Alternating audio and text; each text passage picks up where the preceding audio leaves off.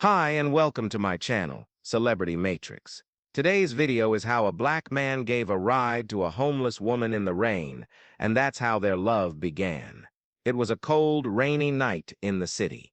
The sky was dark and the streets were wet and shiny under the streetlights. Most people were inside, drinking hot tea or watching TV, but not everyone. On the corner of Fifth and Maple, a woman sat under a broken umbrella. Her name was Maya. She wore old clothes soaked with rain. Her hair was tied back and her eyes were tired, but still kind. She had been living on the streets for over a year now. Maya used to have a home, a job, and a life like everyone else.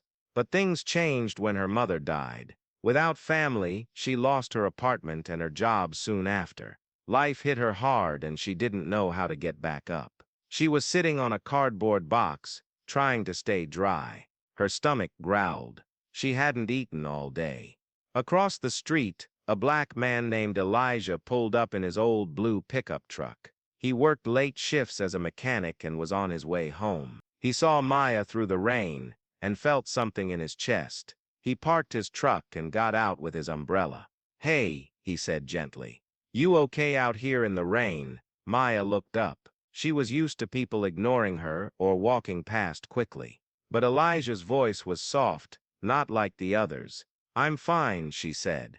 But her voice cracked. "You're not fine," Elijah said with a small smile. "You're soaked. Can I give you a ride somewhere?" Maya hesitated. She had learned not to trust strangers.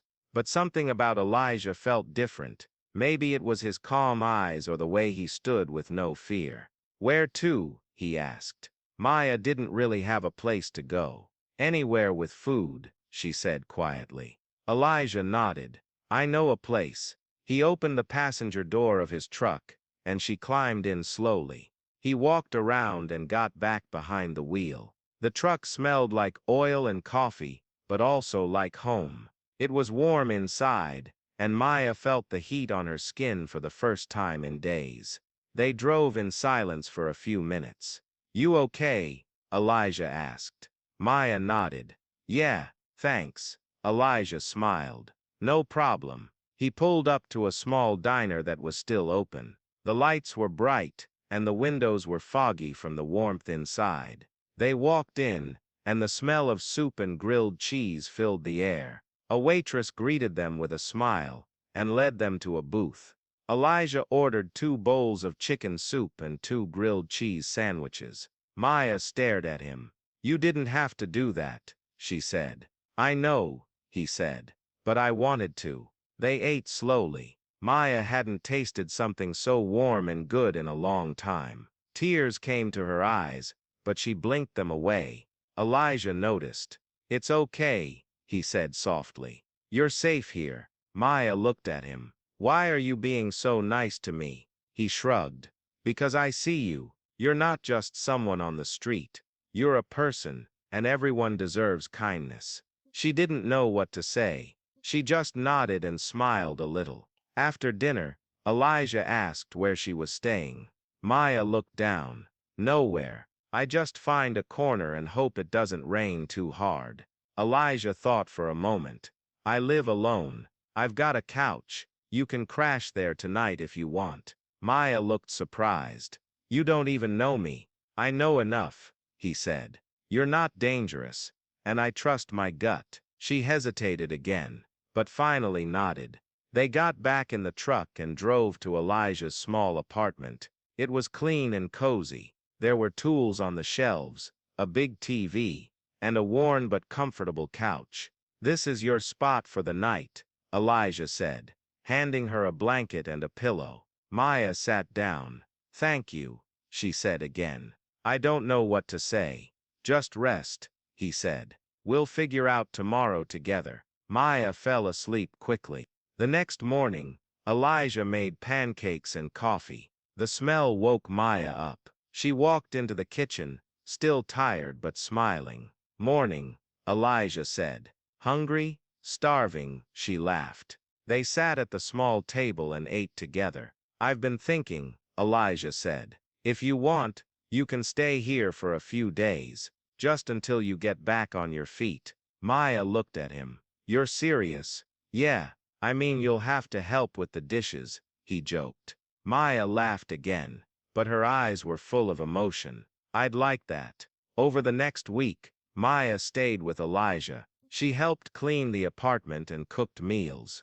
They talked a lot. She told him about her life before the streets. He told her about his childhood, his parents, and how he started fixing cars. They became friends, real friends. Elijah helped Maya get in touch with a shelter that could help her find a job and a permanent place to live. She started working part-time at a bookstore, and Elijah drove her there every morning. One day, as they walked through the park after work, Maya stopped and looked at Elijah. I don't know how to thank you, she said. You don't have to, he said. But I want to. You gave me a chance when no one else did. Elijah looked at her. I didn't give you anything you didn't already deserve. Maya smiled.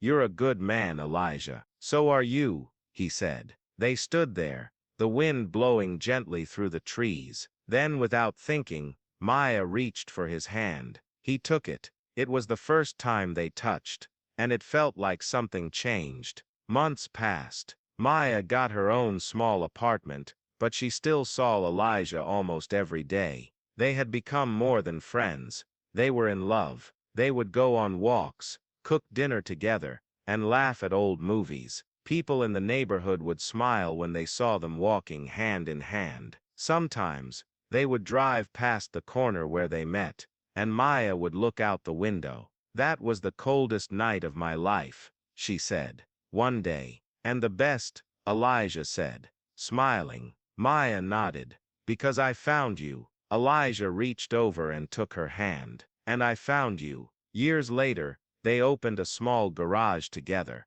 Elijah fixed cars, and Maya handled the paperwork. They hired people who needed a second chance, just like she did. They had a daughter they named Grace, and every year on the anniversary of that rainy night, they would go back to the corner and leave a warm blanket and some food for whoever might be there. Because they knew what it was like to feel invisible, and they wanted to remind others that love can come in the most unexpected ways, even in the rain, on a cold night, when someone decides to stop and care. If you enjoyed the video, please don't forget to like, comment, and subscribe to our channel. Thank you for watching, and see you on the next video. Bye.